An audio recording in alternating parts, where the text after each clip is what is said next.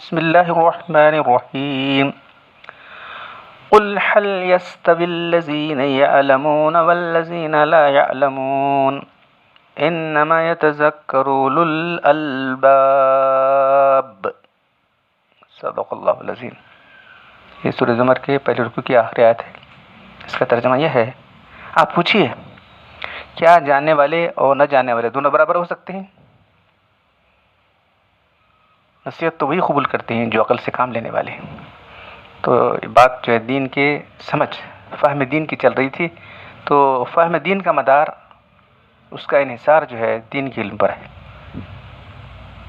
تو اس سے پہلے بھی گزشتہ مجلس میں کچھ چند باتیں دین کے علم کے تعلق سے آئی تھیں۔ آج جو ہے دین کا علم کیا ہے یہ آپ کے سامنے کچھ طرح تفصیل سے آئے گا۔ جو حدیث آپ کے سامنے آئی تھی کہ العلم ثلاثۃ، علم تین چیزوں کا نام ہے۔ آیۃ محکمۃ، عبداللہ بن عمرو رضی اللہ تعالیٰ عنہ قال قال رسول اللہ صلی اللہ علیہ وسلم ثلاثۃ العلم ثلاثۃ آیۃ محکمۃ و سنۃ قائمۃ و فرید عادلۃ وما کان سوا ذلک هو الفضل۔ عبداللہ بن عمر سے روایت ہے کہ اللہ کے رسول صلی اللہ علیہ وسلم نے فرمایا کہ علم تین چیزوں کا نام ہے: قرآن کی محکم آیات، سنت قائمہ اور فریض عادلہ۔ اس کے سوا جو کچھ بھی ہے وہ زائد ہے۔ اس کی تھوڑی تشریح آج کی مجلس میں آئے گی آپ کے سامنے۔ تو اس سے پہلے آپ کے سامنے بات آ چکی ہے کہ دین کا علم حاصل کرنا ہر مسلمان پر فرض ہے۔ تو اللہ نے فرمایا طلب العلم فریض علی کل مسلم و مسلمہ، ہر مسلمان مرد عورت پر دین کا علم حاصل کرنا فرض ہے۔ تو میں نے بات عرض کی تھی کتنا علم فرض ہے؟ اتنا علم کہ انسان جانے کہ دین ایمان کیا ہے، مسلمان ہونے کے لیے اس کا دین ایمان کیا ہے یہ جاننا ضروری ہے۔ پھر اسلام کی حالت میں زندگی بسر کرنے کے لیے، مسلمان ہونے کے لیے، مسلمان رہنے کے لیے اور دنیا سے اسلام کی حالت میں جانے کے لیے اتنا علم ضروری ہے۔ کتنا علم ہے ہر ایک کے لیے الگ الگ ہو سکتا ہے، ہر ایک کے لیے الگ الگ علم ہو سکتا ہے۔ تو ہر شخص کو اتنا علم رکھنا ضروری ہے کہ وہ دین ایمان پر قائم رہے اور پھر اس دنیا سے ایمان کے ساتھ جائے، کیونکہ معاملہ انما الاعمال بالخواتیم، اعمال کا تو خاتمے پر ہے۔ تمہارا خاتمہ کس حال میں ہو رہا ہے؟ تو اب وہ حدیثیں نہیں پیش کر سکتا، بہت تفصیل سے حدیثیں آئی ہیں۔ ایک شخص نیک اعمال کرتا رہتا ہے یہاں تک کہ حدیث میں اللہ نے فرمایا کہ اس کی جنت میں ایک بالش کا فاصلہ رہ جاتا ہے، ایک ہاتھ کا فاصلہ، کہ مرتے ہی فوراً جنت میں پہنچ جائے گا۔ لیکن جو ہے معاملہ الٹا ہو جاتا ہے، دین سے پھر جاتا ہے اور کفر پر اس کی موت ہوتی ہے، جہنم میں چلا جاتا ہے۔ اس طرح ایک شخص ہے دین سے دور ہے لیکن پھر اللہ تعالیٰ اس کو توفیق دیتا ہے، توبہ اتنا قریب ہے کہ اگر مر گیا تو پھر جہنم میں پہنچ جائے گا، پوری زندگی جو ہے گناہوں میں کٹی ہوئی ہے اس کی۔ پھر آخری وقت کے اندر اس کو توبہ کی توفیق ہو جاتی ہے۔ ایسی حالت میں تھی کہ اگر اس حالت میں مر جاتا تو فوراً جہنم میں پہنچ جاتا تھا، اس کی اور جہنم میں ایک ہاتھ کا فاصلہ رہ جاتا ہے۔ لیکن پھر اللہ تعالیٰ اس کو توفیق دیتا ہے، وہ جو ہے توبہ کر کے نیک راستے پر آتا ہے، پھر جنت میں پہنچ جاتا ہے۔ تو اصل میں خاتمہ ایمان پر ہو، اتنا علم ہم کو رہنا چاہیے کہ ہم پہچان سکیں کہ دین ایمان کیا ہے، دین ایمان کیا نہیں۔ تو بہت سے لوگ جو ہے رہتے ہیں لیکن فتنوں میں مبتلا ہو جاتے ہیں۔ بعض فتنے تو ہیں جو بالکل دین سے بالکل انسان کو بے دین بنا کے رکھ چھوڑ دیتے ہیں۔ بہت سے فتنے دین انسان کو بے دین بنا کے چھوڑ دیتے ہیں۔ یہ کوئی فرضی بات نہیں بلکہ حقیقی بات ہے۔ آج یہی آپ کو سامنے بات آ رہی ہے۔ تو دین کا علم اتنا ہمارے لیے ضروری ہے۔ تو اللہ کے رسول نے دین کی علم کی ترویج کے لیے کیا فرمایا؟ عبداللہ بن عمر رضی اللہ تعالیٰ عنہ قال قال رسول اللہ صلی اللہ علیہ وسلم بلغوا انی ولو آیہ وحدثوا عن بنی اسرائیل ولا حرج ہے ومن کذب علی متعمدا فلیتبوأ مقعدہ من النار۔ عبداللہ بن عمر سے روایت ہے کہ اللہ کے رسول صلی اللہ علیہ وسلم نے ارشاد فرمایا کہ میری طرف سے ایک آیت بھی ہو تو پہنچاؤ، ایک آیت ہے نا، چھوٹی سی بات بھی میری ہو تو پہنچاؤ۔ قرآن کی آیت ہے یا حدیث کی کوئی بات ہے، ایک چھوٹی سی بات بھی اگر ہے تو جو ہے وہ لوگوں تک پہنچاؤ۔ دیکھیے علم کی ترویج کا کیا مقام ہے اسلام کے اندر۔ وحدثوا بنی اسرائیل کے واقعات بیان کرنے میں کوئی حرج نہیں ہے۔ بنی اسرائیل کے واقعات بیان کرو، ان کے احکام ہم کو لینا نہیں ہے، ان کی تاریخ ہے، ان کے مختلف واقعات ہیں، سن لیں، یہ گناہ نہیں۔ پھر جو شخص بھی ومن کذب علیہ متعمدن، جو قصدن میری طرف جھوٹ بات منسوخ کرے گا اس کو چاہیے کہ میرا اپنا ٹھکانہ جہنم میں بنا لے۔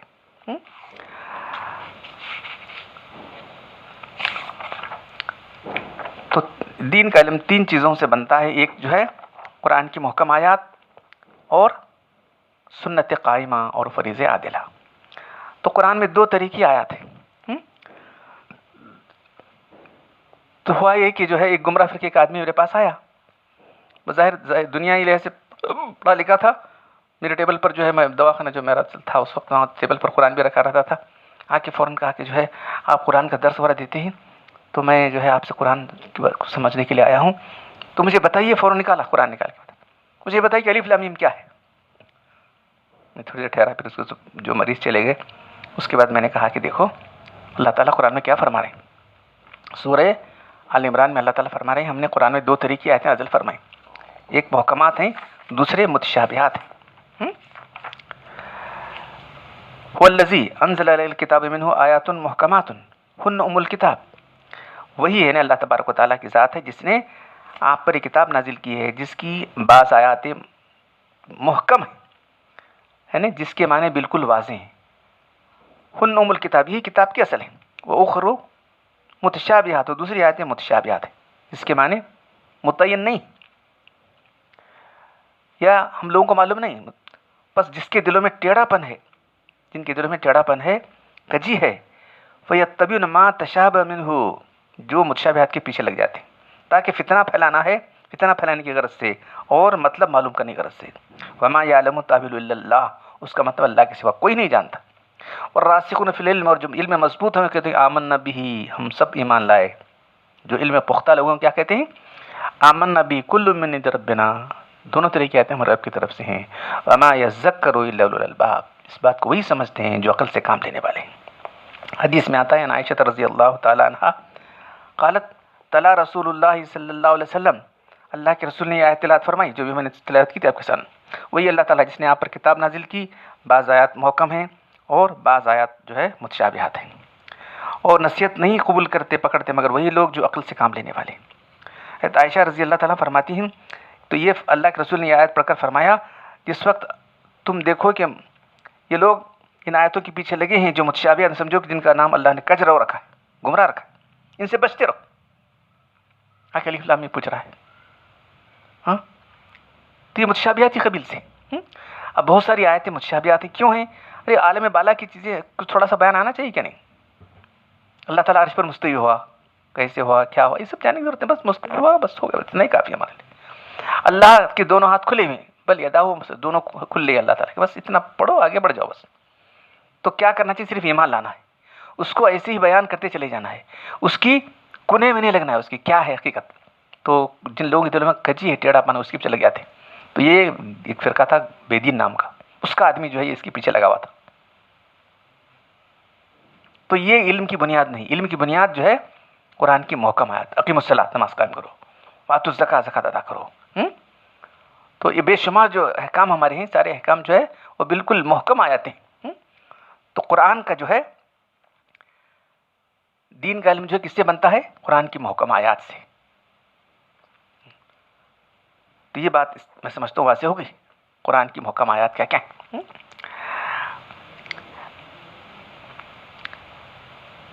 جو متشابہات آیات ہیں،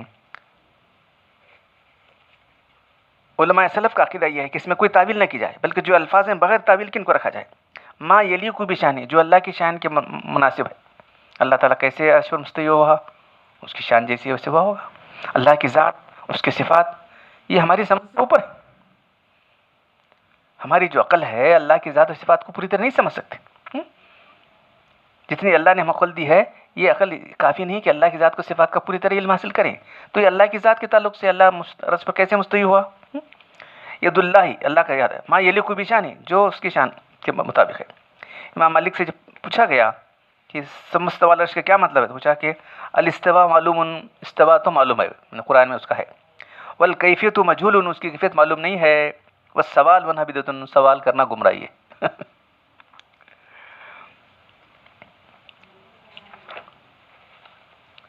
جو نیک اور صالح لوگ ہیں، جن کے قلوب میں ایمان سے منور ہوتے ہیں، وہ آیات محکمات پر ایمان لاتے ہیں اور انہیں کو مدار بنا کر احکامات پر عمل کرتے ہیں، متشابہات انہیں کی روشنی میں دیکھتے ہیں۔ قرآن اعلان کرتا ہے کہ اللہ کے رسول بشر ہیں، قل انما بشر مثلکم، محکم آیت ہے۔ جن لوگوں کے دلوں میں ٹیڑھ ہے، کجی ہے، ٹیڑھاپن ہے، وہ متشابہات کے پیچھے لگ جاتے ہیں، بے جا تعویلیں کرتے ہیں۔ اس سے معلوم ہوا کہ جو لوگ متشابہات میں عقلی گھوڑے دوڑاتے ہیں، اس کی اصل معنی پانے کی کوشش کرتے ہیں، اللہ ان کو گمراہ قرار دیا اللہ نے۔ اسی طرح حروف مقطعات کے معنی اللہ تعالیٰ نے حضور صلی اللہ علیہ وسلم کو سمجھائے، یا اللہ رسول کا ایک راز ہے، کسی کو مطلع نہیں کیا ہے۔ یہی سمجھ لیں چاہیے اعجاز کے اعتبار سے سارا قرآن متشابہات ہے۔ تعبیر و تفسیر کے سے بعض محکم ہیں اور بعض متشابہات ہیں، مگر احکام کا مدار جو ہے محکم آیات پر ہے۔ تو یہ بات آپ کے سامنے آ گئی کہ قرآن جو ہے دین کے جو 3 علم میں سے ایک علم قرآن کی محکم آیات ہیں۔ پھر اس کے بعد دوسرا جو ہے سنت قائمہ، وہ احادیث اللہ کے رسول کے جس کا متن بھی محفوظ ہے اور اس کی سند بھی محفوظ ہے، کون راویہ ہیں، جو منسوخ نہیں، جو منسوخ نہیں وہ ہے سنت قائمہ۔ سنت قائمہ غیر منسوخ سنت ہے۔ تو یہ سنت جو ہے اللہ تعالیٰ کے رسول کی، تو کچھ لوگوں نے حدیث کا انکار کر دیا۔ یہ دیکھیے اللہ تبارک تعالیٰ کیا فرما رہے ہیں کہ ہم نے قرآن بھی نازل کیا، حدیث بھی نازل کی ہے۔ آپ سن کر تعجب کریں گے، قرآن ہی سے ثابت ہے۔ وَاذْكُرُوا نِعْمَتَ اللَّهِ عَلَيْكُمْ وَمَا أَنزَلَ عَلَيْكُمْ مِنَ الْكِتَابِ وَالْحِكْمَةِ يَعِظُكُم بِهِ وَاتَّقُوا اللَّهَ وَاعْلَمُوا أَنَّ اللَّهَ بِكُلِّ شَيْءٍ عَلِيمٌ۔ یہ سورہ بقرہ کی سورہ بقرہ کی آیت نمبر 238۔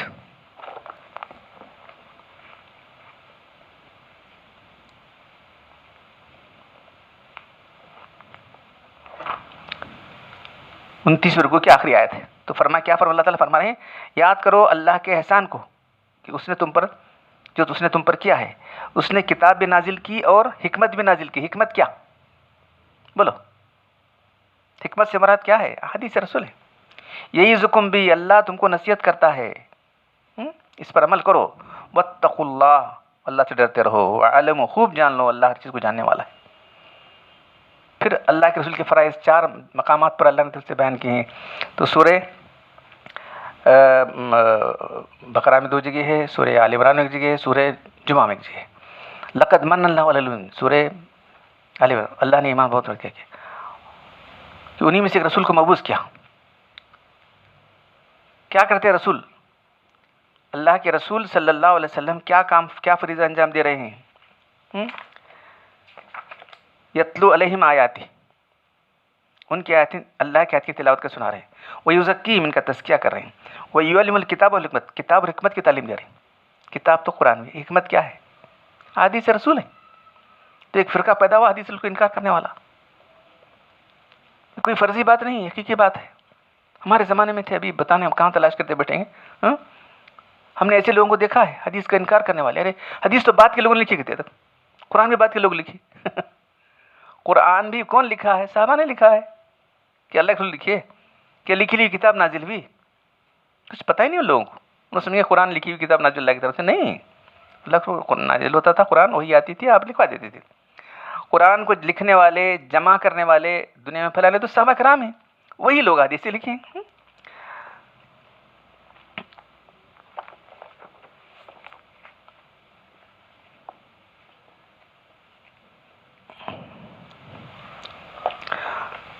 تو احادیث جو ہے یہ بھی نازل بھی، اس کا علم بھی اللہ تعالیٰ نے دیا تھا رسول صلی اللہ علیہ وسلم کو، جیسے یہاں فرمایا جا رہا ہے کہ اس نے وما انزل علیکم کتاب بھی نازل کی، حکمت بھی نازل کی۔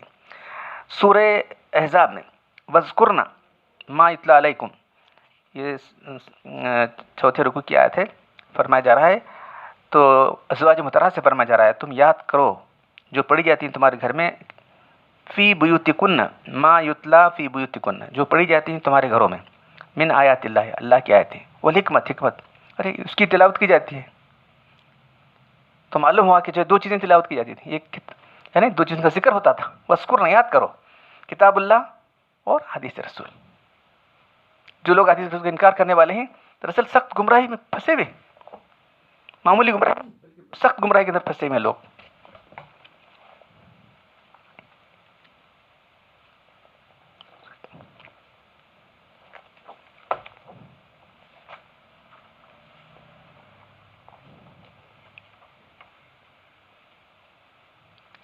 عن ابی رافع رضی اللہ تعالیٰ قال قال رسول اللہ صلی اللہ علیہ وسلم لا الفین احدکم متکئا علی ارکته یاتیہ الامر من امری مما امرت به او نہیت عنہ فیقول لا ادری ما وجدنا فی کتاب اللہ اتبعناہ۔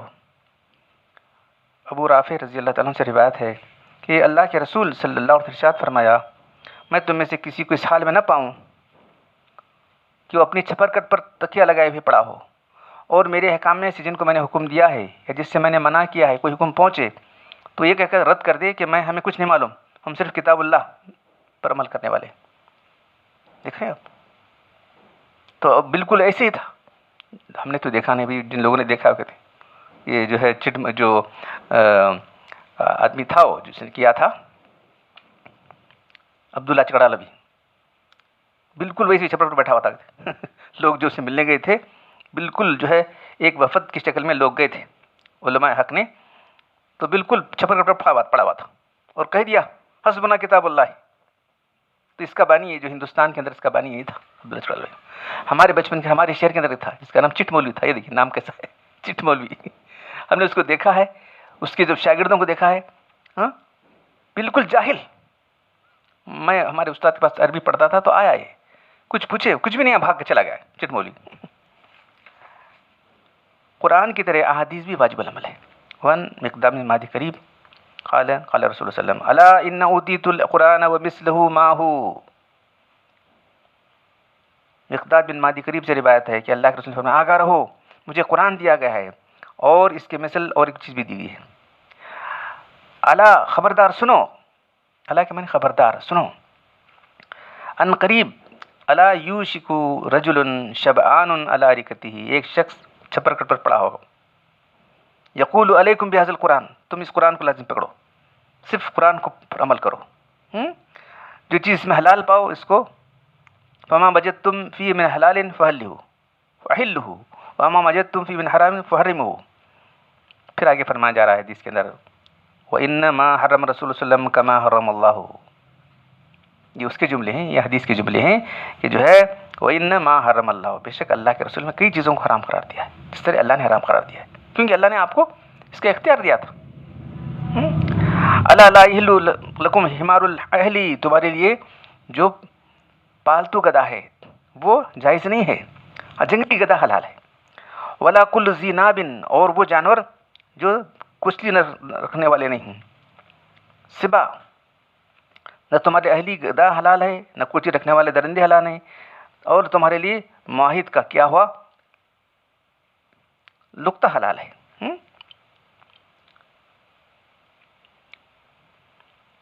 ذی نابن، کچلی رکھنے والے جانوروں کی کوئی ذکر نہیں، حدیث میں ذکر ہے، دیکھ رہے ہیں آپ، پالتو گدھا نہ کہ وحشی گدھا، وحشی گدھا حلال ہے، تو کہاں ہے قرآن میں بتاؤ؟ تو بہت سارے احکام وہ ہیں کہ جو ہے اللہ تعالیٰ قرآن میں فرماتے ہیں کہ ہم نے یہ ذکر وانزلنا الذکر لتبین للناس ما نزل الیہم، یہ ذکر ہم آپ کی طرف نازل کیا ہے تاکہ آپ جو ہے اس کا مطلب ان کو بیان کریں۔ تو اللہ کے رسول کی ذمہ داری اس ذکر کو تفصیل کے ساتھ بیان کرنے کی تھی۔ سورہ نحل میں آیت جو ہے 6 رکوع کی آیت میں اللہ تعالیٰ فرماتے ہیں وہ بالبینات والزبر، ہم نے نشانے دے کر آپ کو بھیجا، وہ انزلنا الیک الذکر، ہم نے آپ کی طرف اس نازل کیا لتبین للناس ما نزل الیہم، تاکہ آپ اس کا مطلب ان تک پہنچائیں، ولعلہم یتفکرون، تاکہ اس میں غور و فکر کرتے رہیں۔ تو قرآن کو سمجھانے کی ذمہ اللہ کے رسول کی تھی، جو انہوں نے کتاب اور لکھت وہاں بھی آیا یہاں بھی آیا ہے، اور پھر اللہ کو اتنا صاف صاف کر رہے ہیں، اس کے باوجود بھی کچھ لوگ ایسے پیٹ بھرے ہیں حدیثوں کا انکار کرنے والے۔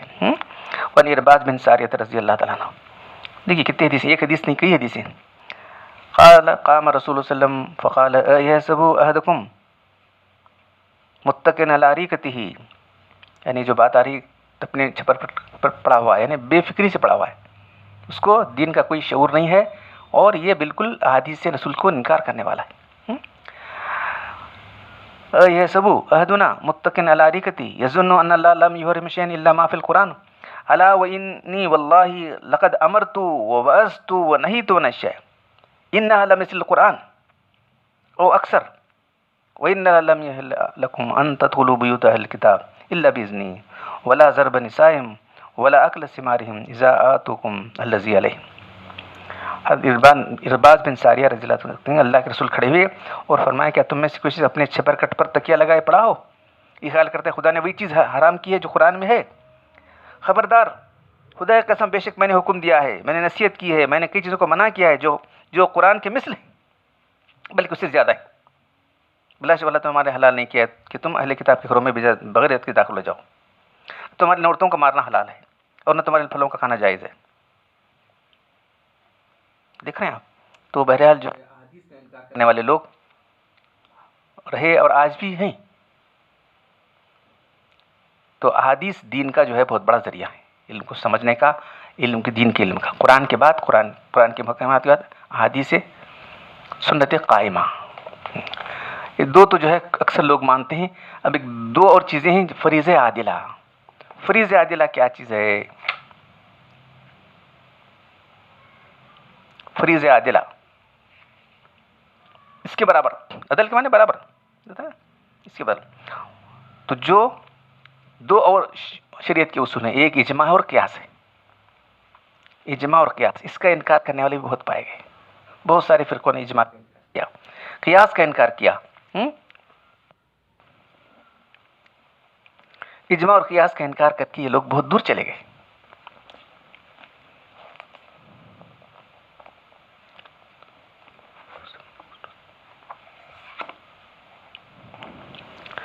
عن معاذ بن جبل رضی اللہ تعالیٰ عنہ ان رسول اللہ صلی اللہ علیہ وسلم لما بعثوا الى اليمن قال كيف تقضي اذا اراد لك القضاء قال اقضي بكتاب الله.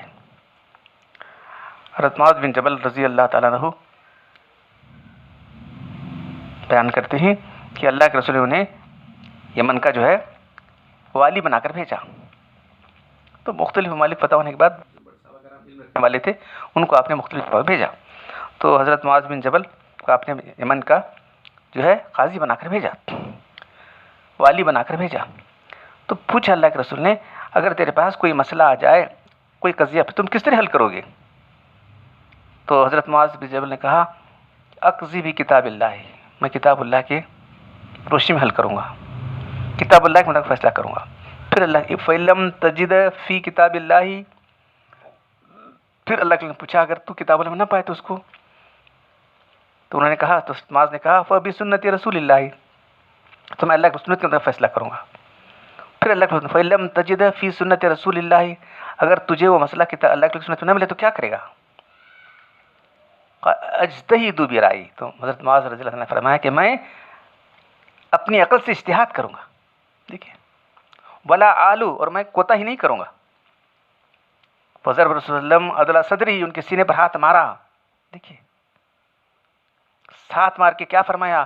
الحمدللہ، اللہ کا شکر ہے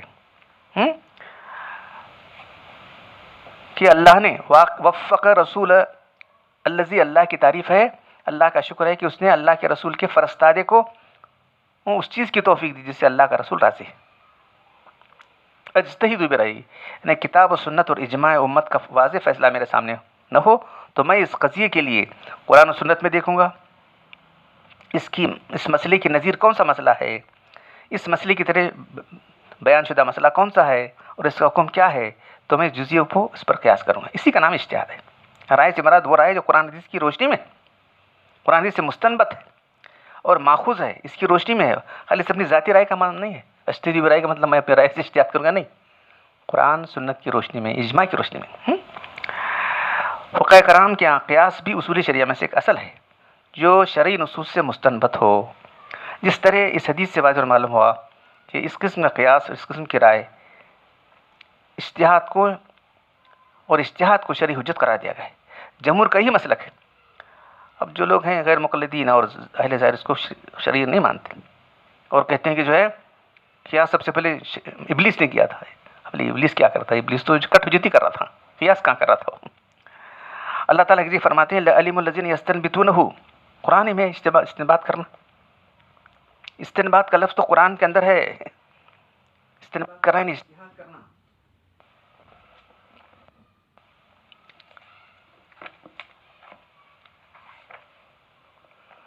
اذا جاء، سورہ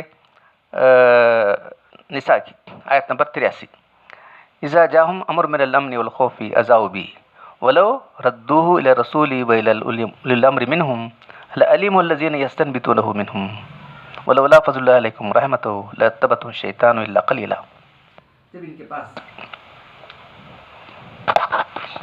کوئی خبر پہنچتی ہے، وہ امن کی ہو یا خوف کی ہو، تو فوراً اس کو پھیلانا شروع کر دیتے. اگر یہ خبر وہ اللہ کے رسول یا صاحب امر تک پہنچا دیتے تو اس کو کچھ دخل نہ دیتے، تو جو حضرات اس میں تحقیق کرنے والے ہیں اس کی تحقیق تک پہنچ جاتے، اور اللہ کا فضل اور رحمت نہ ہوتی تو تم سب شیطان کے پیرو بن جاتے تھے سوائے تھوڑے لوگوں کے.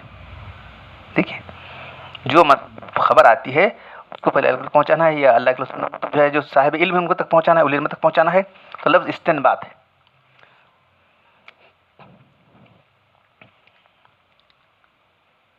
اس آیت سے معلوم ہے کہ جن مسائل میں کوئی نص نہ ہو، نص یعنی قرآن حدیث کا ٹیکسٹ، نص کے معنی ٹیکسٹ نہ ہو، اس کے احکام اجتہاد و قیاس کے اصول پر قرآنی حیثیت سے نکالے جائیں گے. کیونکہ اس آیت میں اس بات کو حکم دیا ہے کہ مسائل جدا کے حل میں اگر اللہ کے رسول صلی اللہ علیہ وسلم موجود ہیں تو آپ کی طرف رجوع کرو، اگر نہ ہوں تو علماء اور فقہاء کی طرف رجوع کرو، کیونکہ ان احکام کو مستمد کرنے کی صلاحیت وہ رکھتے ہیں. اس بیان سے چند امور مستفاد ہوتے ہیں. ایک ہے کہ فقہاء اور علماء کی طرف عدم نص کی صورت میں رجوع کیا جائے. قرآن بول رہا ہے اللہ کے رسول کی طرف لے جاؤ یا اولی الامر کی طرف لے جاؤ، علماء ہیں یا حکام ہیں. قرآن خود کہہ رہا ہے اور تقلید کو ماننے تیار نہیں لوگ. دوسرے یہ کہ احکام کی دو قسمیں ہیں، بعض وہ ہیں جو منصوص ہیں قرآن سے بالکل کلیئر ہے اور صریح ہیں، بعض وہ ہیں جو غیر صریح اور مبہم ہیں جن کو آیات کی گہرائی میں اللہ تعالیٰ نے ودیعت کر رکھا ہے. یہ علماء کا فریضہ ہے کہ وہ ایسے معنی کو اجتہاد اور قیاس کے ذریعے سے استنباط کریں. چوتھے کہ عوام کے لیے ضروری ہے کہ وہ ان مسائل میں علماء کی تقلید کریں. تو استنباط کے معنی کیا ہے؟ تہ میں اتر کے استنباط کے معنی کیا ہے معلوم ہے؟ کنویں کی تہ سے پانی نکالنے کو کہتے ہیں.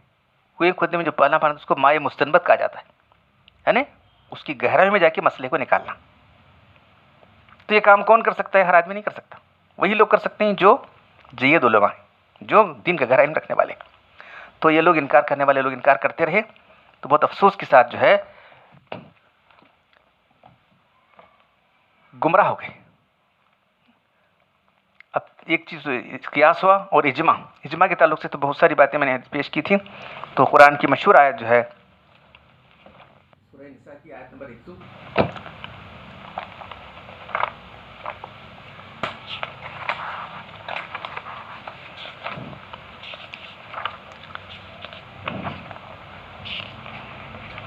وَمَن يُشَاقِقِ الرَّسُولَ مِن بَعْدِ مَا تَبَيَّنَ لَهُ الْهُدَىٰ وَيَتَّبِعْ غَيْرَ سَبِيلِ الْمُؤْمِنِينَ نُوَلِّهِ مَا تَوَلَّىٰ وَنُصْلِهِ جَهَنَّمَ وَسَاءَتْ مَصِيرًا.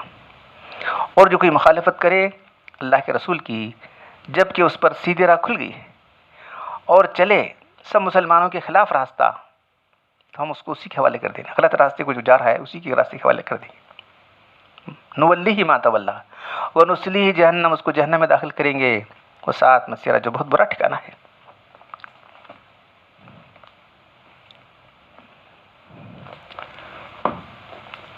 تو اجماع کو ماننا فرض ہے.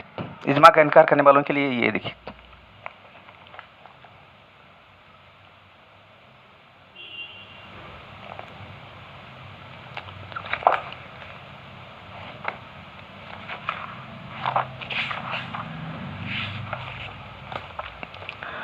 عن ابن عمر رضی اللہ تعالیٰ عنہ قال قال رسول اللہ صلی اللہ علیہ وسلم ان اللہ لا یجمع امتی او قال امت محمد علی ضلالہ وید اللہ للجماعت ومن شذ شذ فی النار.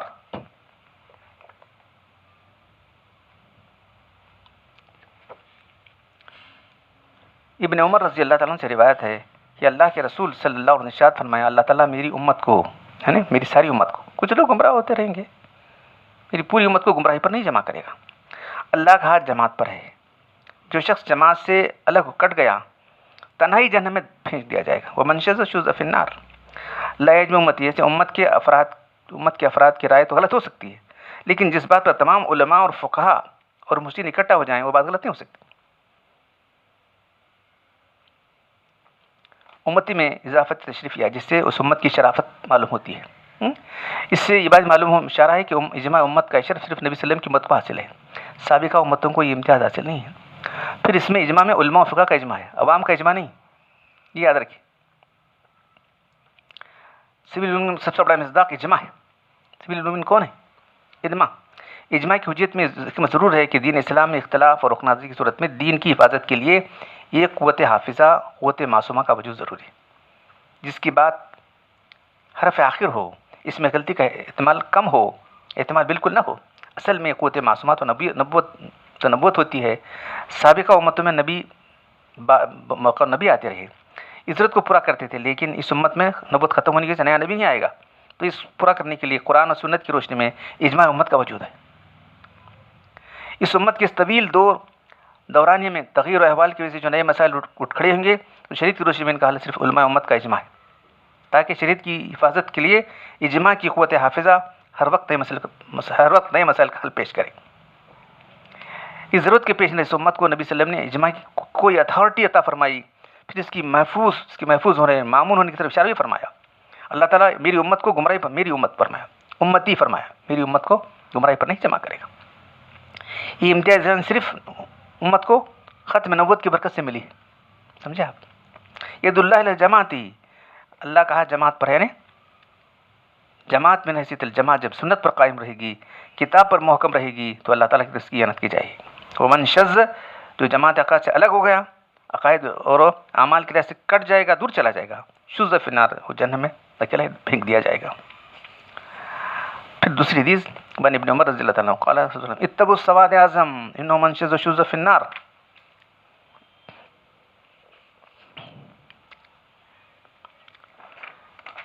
ابن عمر رضی اللہ تعالیٰ سے روایت ہے کہ اللہ کے رسول نے فرمایا بڑی جماعت کی پیروی کرو، اس لیے جو جماعت سے الگ ہوگا وہ تنہا جہنم میں پھینک دیا جائے گا۔ سواد اعظم، سواد کے معنی جماعت، اعظم نے بڑی جماعت۔ اصول و قواعد میں انہیں اعتقادات اور اعمال کی پیروی کرنی چاہیے جو اکثر علماء کے نزدیک حق ہوں۔ اس طرح اقوال و اعمال کو قبول کرنا چاہیے جو جمہور علماء امت کے ہیں۔ فروعات میں تو اختلاف جائز ہے، لیکن اصول میں اختلاف جائز نہیں۔ سواد اعظم کون ہیں؟ صرف ایک زمانے کے لوگ مراد نہیں، بلکہ آدم علیہ السلام سے لے کے آج تک جتنے لوگ حق پر قائم ہیں سب سواد اعظم ہیں، یاد رکھو۔ سواد اعظم جو ہے، کچھ لوگ جماعت سے مراد اپنی جماعت سمجھ لیں کچھ لوگوں نے جماعت سے مراد اپنی جو جماعتیں بنا رکھی وہ نہیں، بلکہ جو کلمہ حق پر لوگ جمع ہیں وہ جماعت ہے۔ جماعت کے والے جمع ہونا کون؟ جو لوگ کلمہ حق پر، صحیح عقیدے پر، صحیح عمل پر، وہی جماعت ہے۔ اسی ایک زمانے کے لوگ نہیں، بلکہ آدم علیہ السلام سے آج تک جتنے لوگ حق پر قائم چلے آئے ہیں وہ اہل حق سواد اعظم ہیں۔ ظاہر ایک بڑی جماعت ہے، ہر زمانے کے اہل باطل سے زیادہ ہے۔ اس کے برعکس کفر ایک جماعت نہیں، بلکہ ہر زمانے کی ہر جماعت الگ الگ ہوتی رہی، ان میں تسلسل بھی نہیں، تو سواد اعظم نہیں ہو سکتے۔ خلاصہ ہے کہ اہل بدعت سواد اعظم نہیں، کیونکہ ان کی جماعت کا تسلسل نہیں ہے، ہر زمانے اور اللہ کے مطابق بدعت الگ الگ ہوتی رہی۔ اہل حق تو حق سے وابستہ ہیں، ان کا ایسا تسلسل ہے جو سب سے زیادہ ہے۔ سفیان ثوری رحمۃ اللہ علیہ فرماتے ہیں کہ پہاڑ کی چوٹی پر بھی ایک آدمی بھی اہل حق ہے تو وہ اکیلا شخص سواد اعظم ہے۔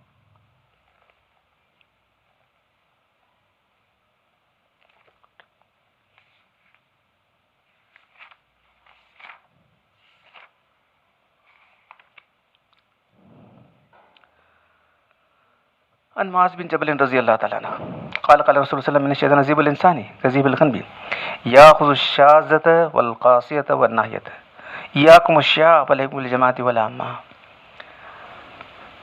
حضرت معاذ بن جبل سے روایت ہے، اللہ نے فرمایا شیطان انسان کا بھیڑیا ہے، جس طرح بکری کا بھیڑیا ہوتا ہے، وہ اس بکری کو اچک لیتا ہے جو ریوڑ سے الگ ہو گئی ہے، ریوڑ سے دور چلی گئی ہے، ریوڑ کے کنارے ہو گئی ہے۔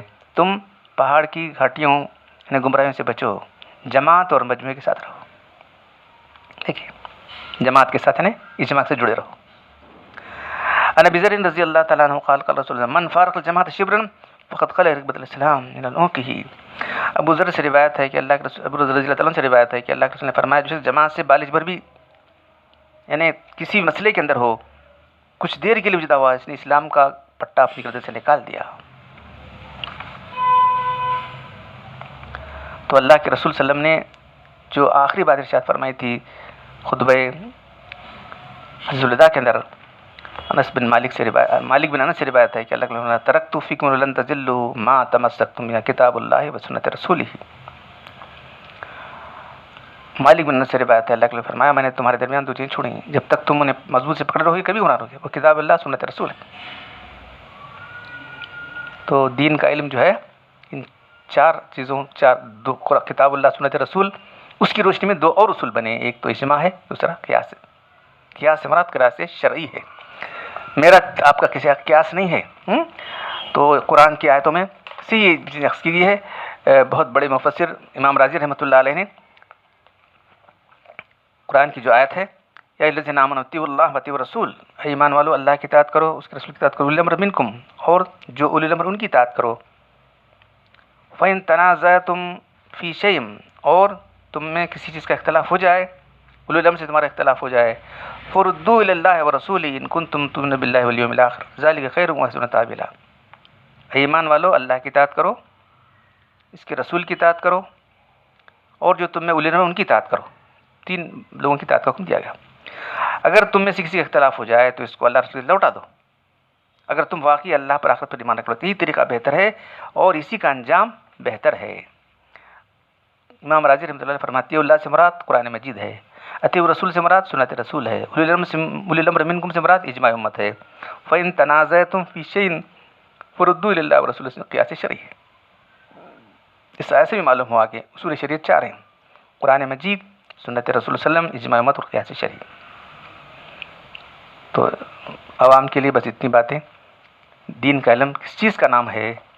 تو ہم لوگ جو ہے یا تو رسم رواج پہ چل رہے ہیں، یا کوئی آدمی ایسا ہی جاہل آدمی نے کچھ چیزیں چلا دی ہیں وہ چل رہے ہیں، یا کچھ ہمارے بڑے لوگ کہتے ہیں، ہمارے بڑے لوگ یہ کہتے ہیں کہ چل رہے ہیں۔ اس کے لیے کوئی دلیل قرآن سے، سنت سے، اجماع سے، قیاس سے نہیں۔ ہمارے سارے مسائل کو دیکھنا چاہیے، پرکھ کے دیکھنا چاہیے۔ قرآن سے ہے، قرآن کی آیات سے بات ہے، سنت رسول سے بات ہے، اجماع سے ہے، قیاس سے۔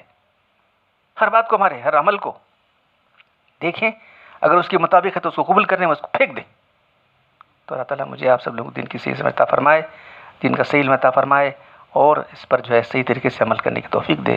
سبحان ربک رب العزت عما یصفون وسلام علی المرسلین والحمد للہ رب العالمین۔